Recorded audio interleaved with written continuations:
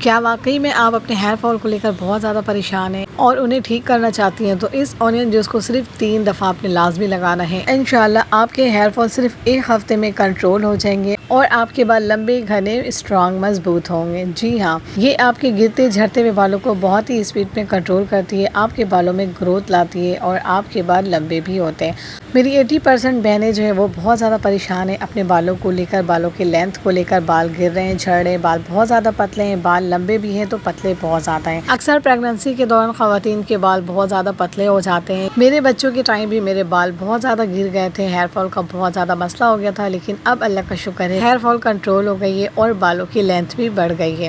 تو اس لیے آپ لوگ بھی پریشان نہ ہو اور اس سمپل سی ٹپس کو آپ نے لازمی ٹرائی کرنا ہے، اور بالکل فری کاسٹ ریمیڈی ہے، کوئی پیسے نہیں لگیں، گھر کی چیزوں سے آپ نے اس ریمیڈی کو تیار کرنا ہے اور اپنے بالوں کا کیئر کرنا ہے۔ ٹھیک ہے، تو اس کے لیے آپ نے لینا ہے 3 سے 4 عدد پیاز۔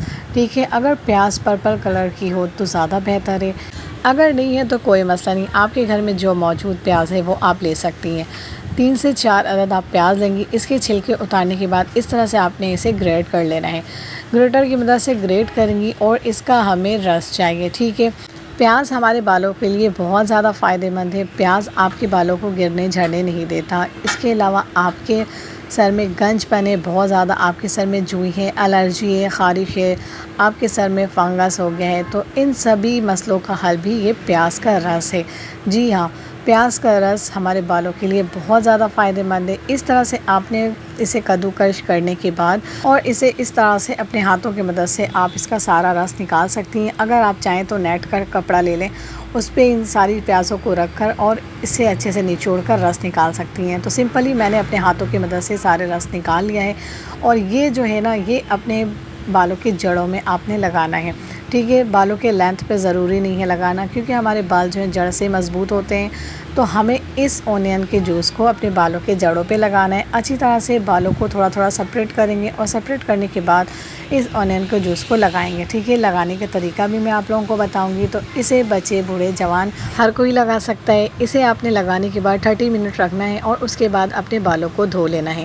یقین مانیں، ہفتے میں صرف 3 دفعہ اسے لگانا ہے اور ایک ہی ہفتے میں آپ کو اس کا رزلٹس بہت ہی زبردست سا ملے گا۔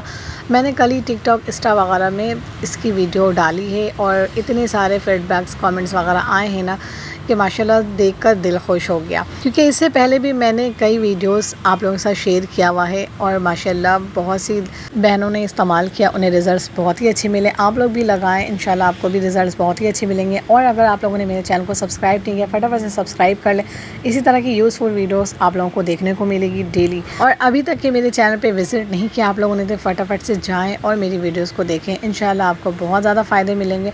اور ویڈیو کو دیکھنے کے ساتھ ساتھ ویڈیو کو لائک کر دیں۔ نیکسٹ ویڈیو میں ملیں گے، اللہ حافظ، اپنا خیال رکھیے گا۔